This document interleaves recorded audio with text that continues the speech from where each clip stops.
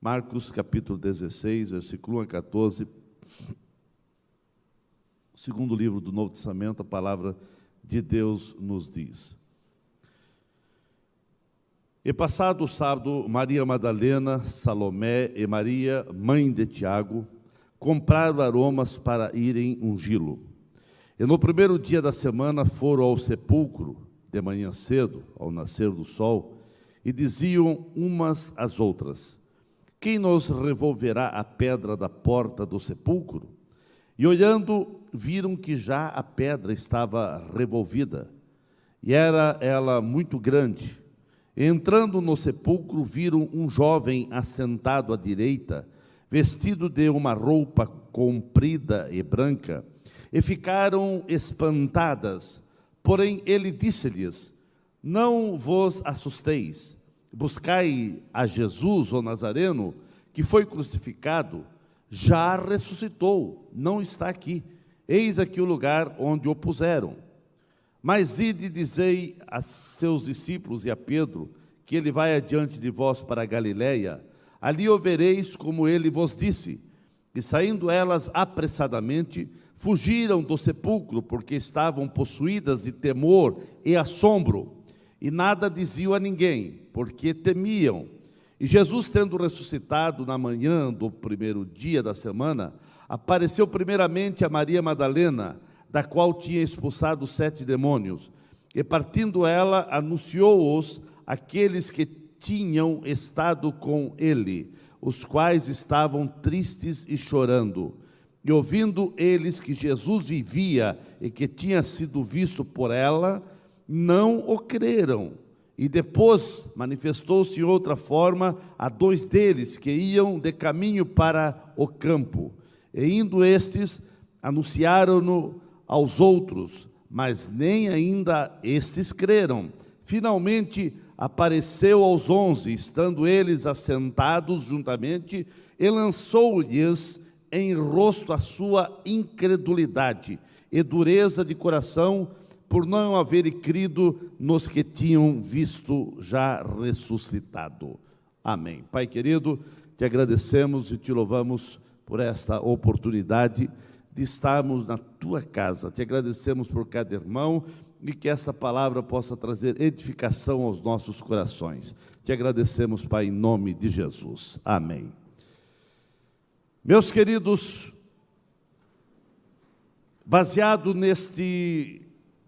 nessa passagem, eu quero falar sobre o túmulo vazio, que é a essência do cristianismo. Meus amados, Jerusalém estava numa correria frenética. Jerusalém estava se preparando para a festa da Páscoa. Uma semana antes, no domingo antes da comemoração da Páscoa, Jesus, montado num jumento, entra pelas ruas de Jerusalém. E ele vai entrando pelas ruas de Jerusalém, e uma multidão que, quem sabe, foram abençoados, foram curados e souberam alguma coisa de Jesus, vinham colocando, jogando no chão folhas de palmeiras, até mesmo as suas capas, vestimentas, e vinham gritando, dizendo: Hosana, Hosana ao filho de Davi, Hosana, Hosana ao filho de Davi. E o povo vinha gritando, e o povo vinha clamando: Hosanas a Jesus. E aquela voz retumbante do povo chegou aos palácios de Jerusalém, chegou aonde estavam os sacerdotes, chegou aonde estava a cúpula política de Jerusalém, chegou até aos palácios, e eles ficaram tristes, cabisbaixo, apavorado. Temos que fazer alguma coisa, temos que reagir, não pode, esse homem é um impostor, esse homem está tomando o nosso lugar, o povo está acreditando na mensagem que ele está pregando, e toda a nossa mensagem sobre a lei de Moisés está caindo por terra. E agora os sacerdotes, juntamente com a cúpula política, num desses palácios aqui em Jerusalém, Eles estavam agora reunidos, comungando, falando, como nós vamos prender esse homem? Eles colocaram no coração, nós precisamos prender esse homem. Anás, que já havia profetizado, que já havia falado, que precisava alguém morrer no lugar de todos, vamos matá-lo. Mas como matá-lo, se a multidão tem ele como profeta, se a multidão está clamando que ele é Messias, se a multidão está clamando que ele é filho de Davi, como vamos fazer?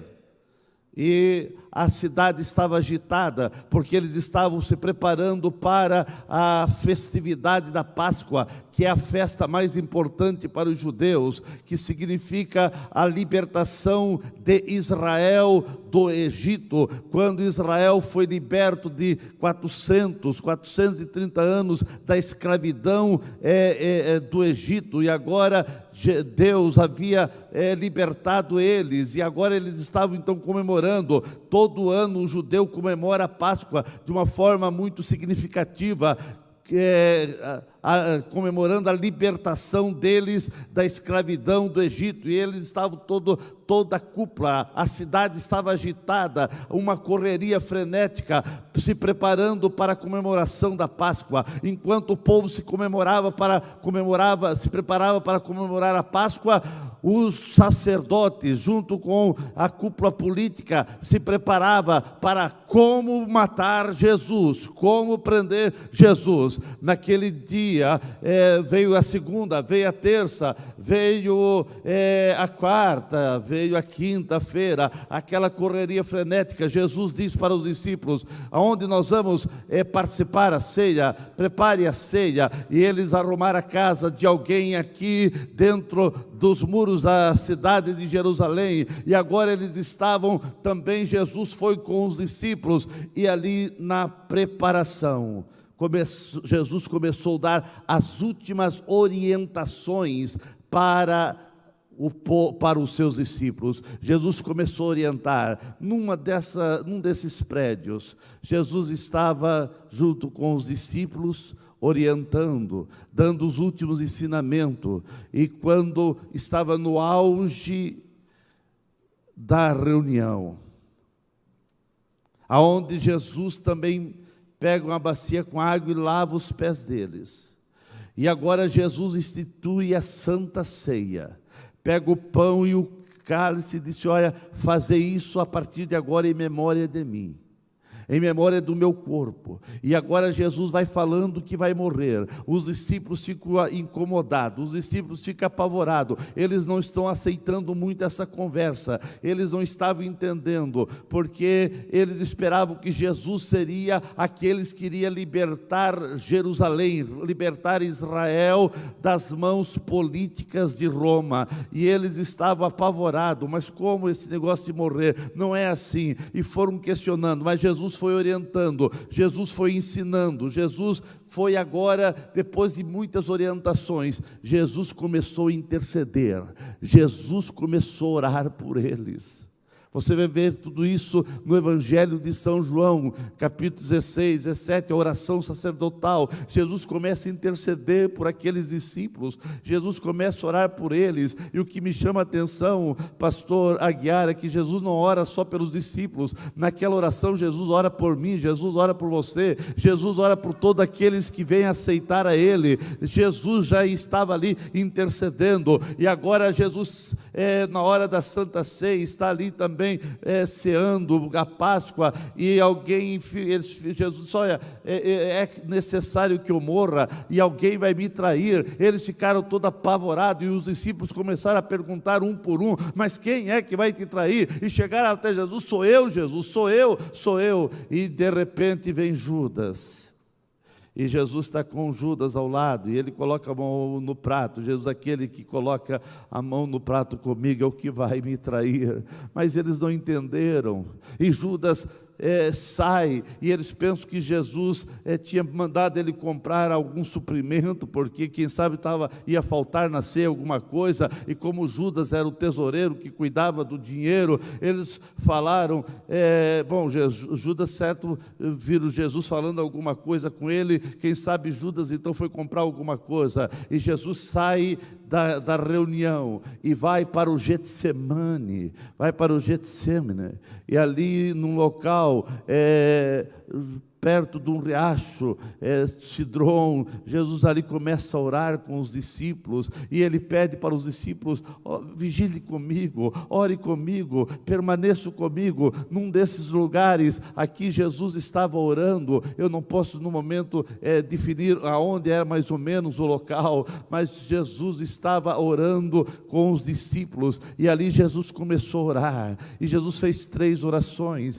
Jesus deixou os discípulos mais adiante, pegou Pedro, Tiago e João e foi um pouco mais adiante, e deixou eles ali orando, e foi um pouco mais adiante e começou a orar, e Jesus orou por mim, Jesus orou por você, Jesus orou por todos nós, ele fez orações agonizantes, ele fez oração e voltou aos discípulos, sacudiu eles porque eles estavam dormindo, o clima estava pesado, aquele local ali estava pesado, as hostes infernais estavam todas ali, para que Jesus não aceitasse ir para o Calvário, e se ele não aceitasse para o Calvário, nós estaríamos totalmente perdidos, nós estaríamos sem esperança, e o inferno seria algo natural para todos os caminhantes e para toda a população mundial, mas Deus amou o mundo e de tal maneira que Ele deu Jesus, e Jesus agora disse: Pai, não seja feita a minha vontade, mas a tua vontade é salvar o mundo, então eu estou aqui para salvar, para ser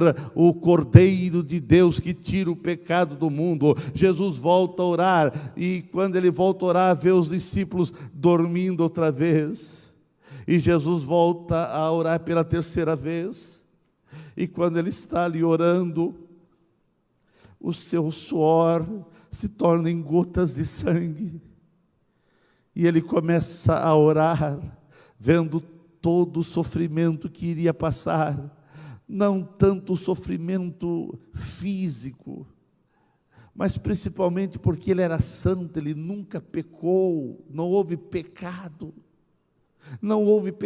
na sua vida, mas agora ele sentiu que o pecado de toda a humanidade estaria sobre ele, e isso fez com que ele gemesse, isso fez com que ele transpirasse gotas de sangue, porque ele nunca pecou, mas agora o pecado do mundo estava sobre ele. E quando ele se levanta, daquela situação, acorda os discípulos e disse: vamos, é chegada a minha hora. E quando eles se levantam, vem Judas com uma turba de pessoas, uma multidão de pessoas, com paus, com chicotes, com tantas coisas, e agora Judas vem dá um beijo em Jesus, e Jesus olha para Judas e disse: amigo,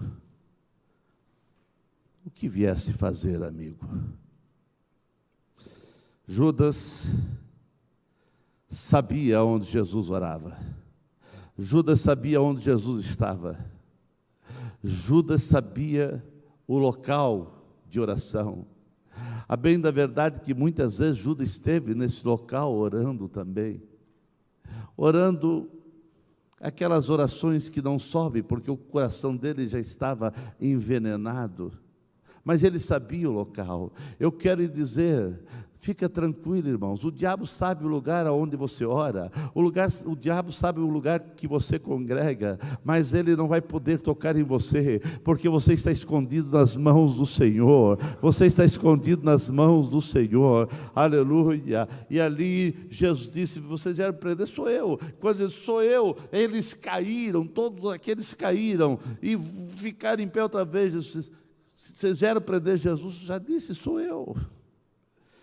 E prenderam Jesus, e agora começa naquela noite, para a madrugada, um processo terrível, um processo condenatório, um processo injusto, um processo comungado com os sacerdotes, e estava ali com falsas testemunhas, falando os impropérios terríveis para Jesus. E vem então a sexta-feira da crucificação. Jesus é crucificado. Uma manhã, uma madrugada de julgamentos dos mais terríveis, soldados falando palavrões, cuspindo no rosto de Jesus, dando bofetada, taparam os seus olhos e falaram: tu és o Cristo, profetiza quem te bateu. As chibatadas.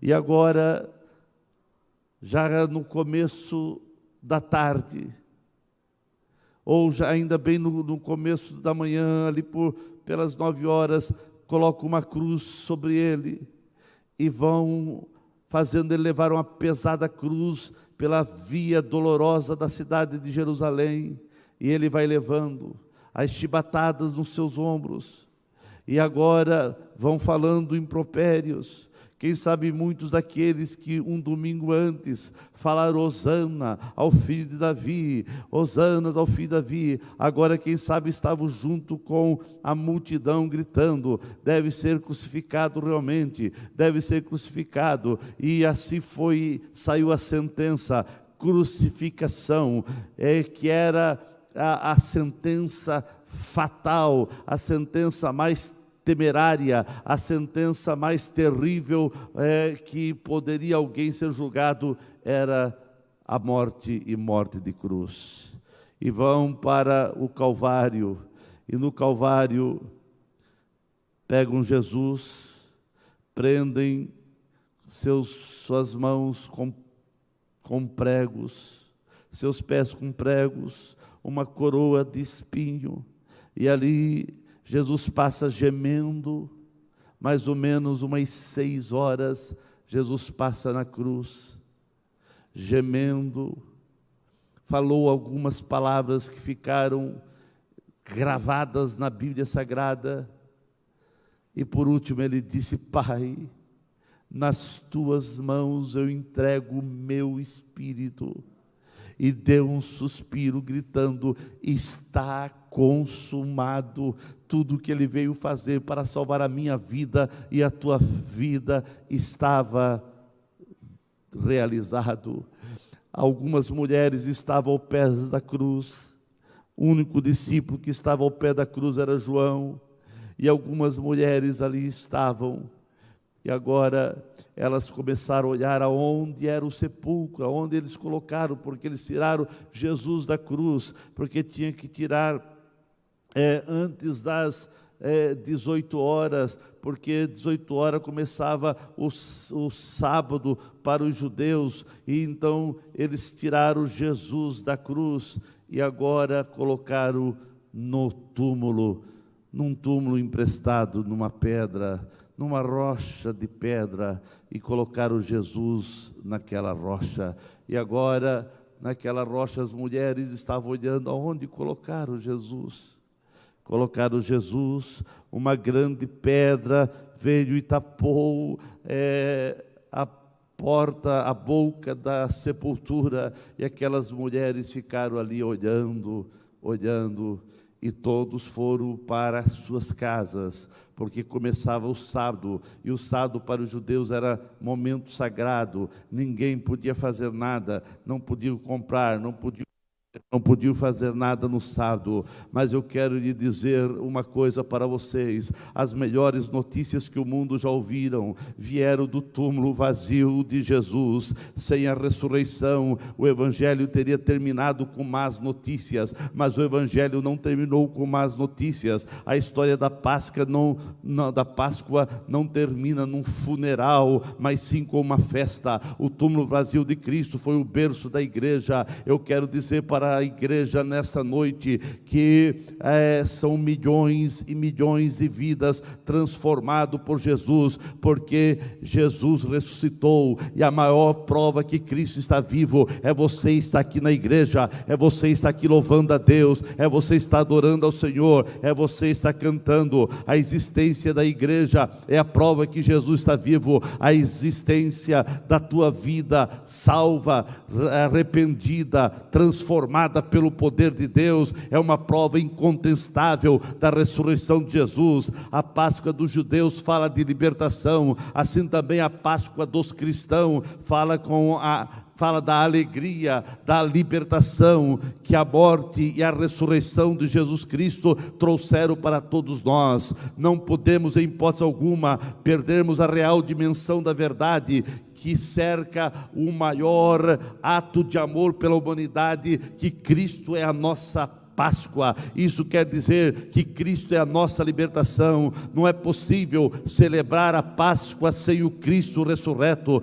Se você se você ir a qualquer lugar, se você andar em qualquer lugar, se você for em qualquer lugar ou estiver em qualquer situação, saiba que você não estará sozinho, porque o próprio Jesus que vive, Ele disse: eis que eu estarei com você, estarei convosco todos os dias, até a consumação dos séculos. Nós vemos as mulheres, elas foram até o túmulo. Aquelas mulheres, elas viram e agora elas colocaram no coração: nós precisamos ir lá no túmulo para colocar algumas especiarias, alguns aromas no corpo do Senhor.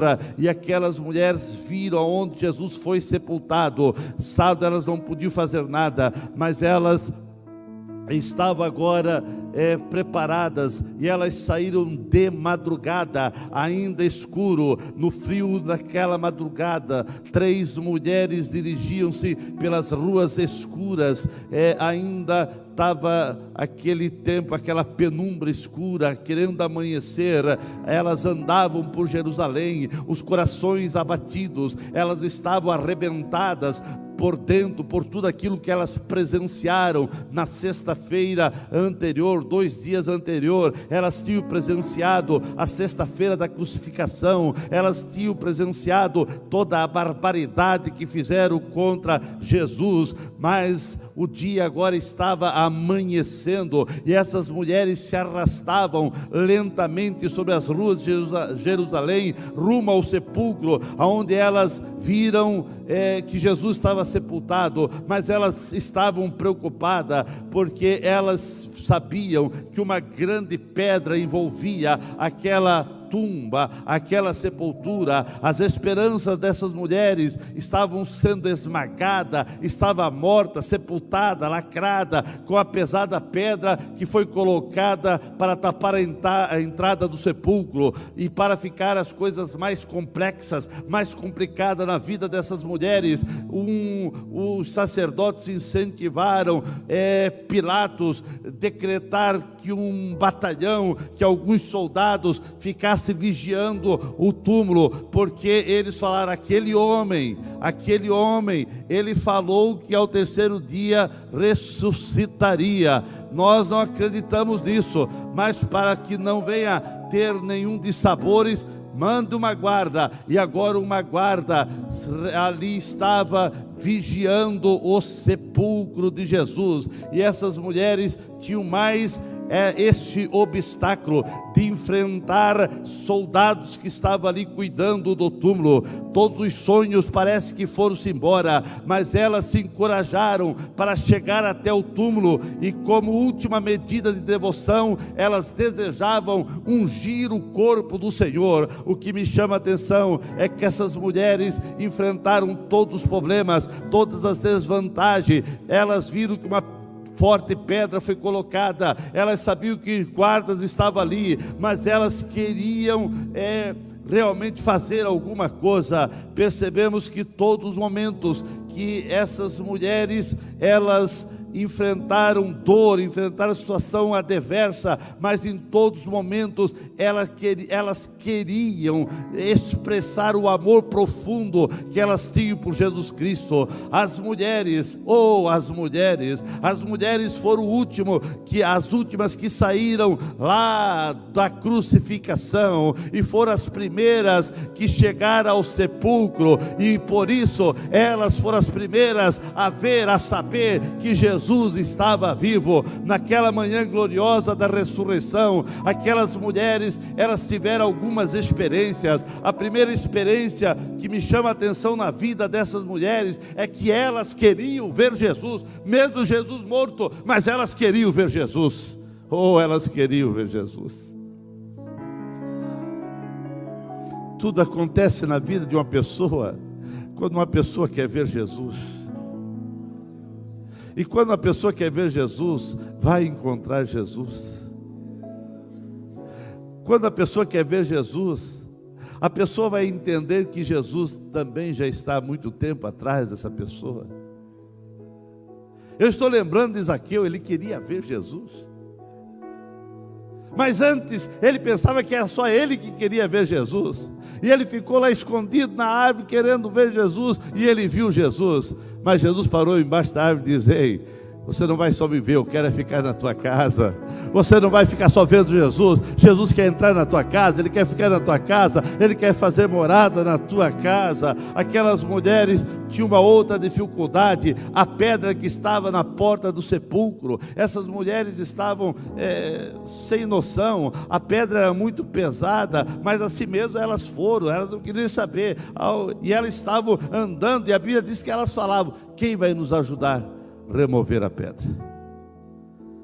Era a preocupação delas. Eu sei que você anda muito preocupado.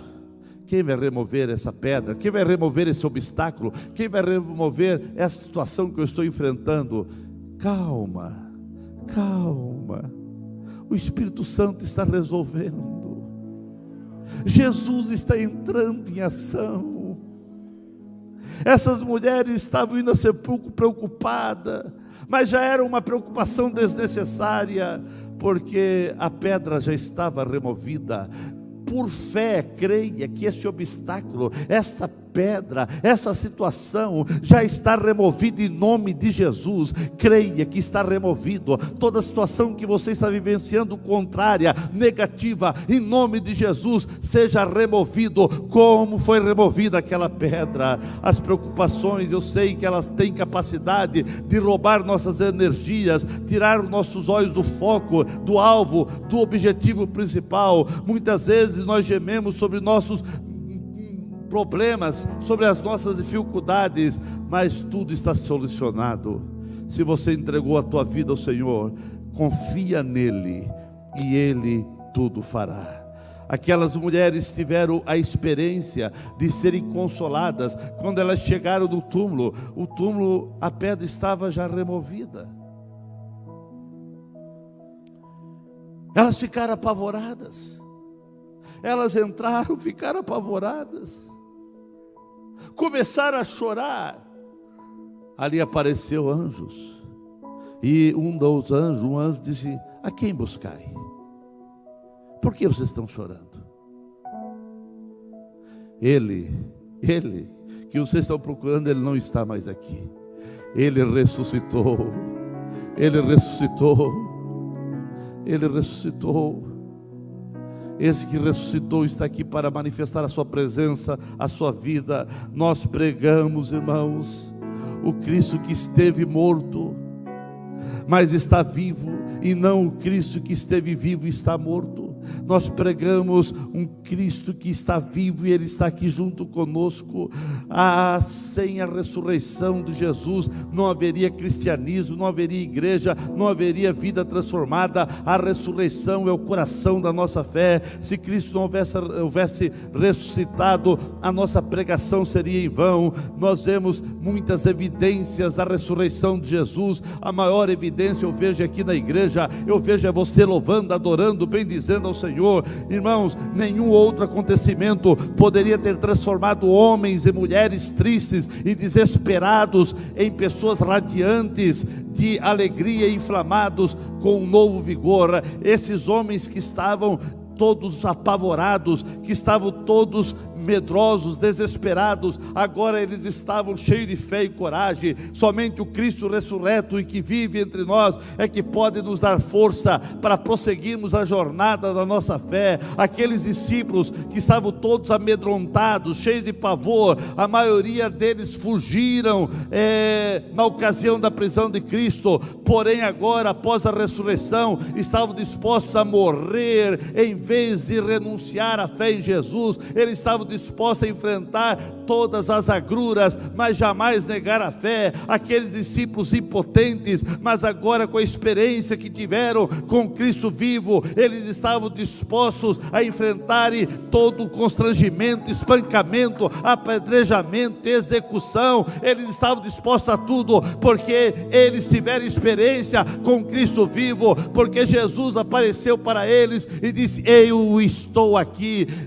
Naquele dia Jesus apareceu para muitos e eles não ficaram acreditando muito.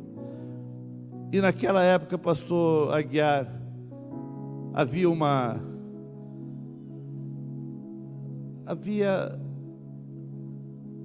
discriminação contra as mulheres.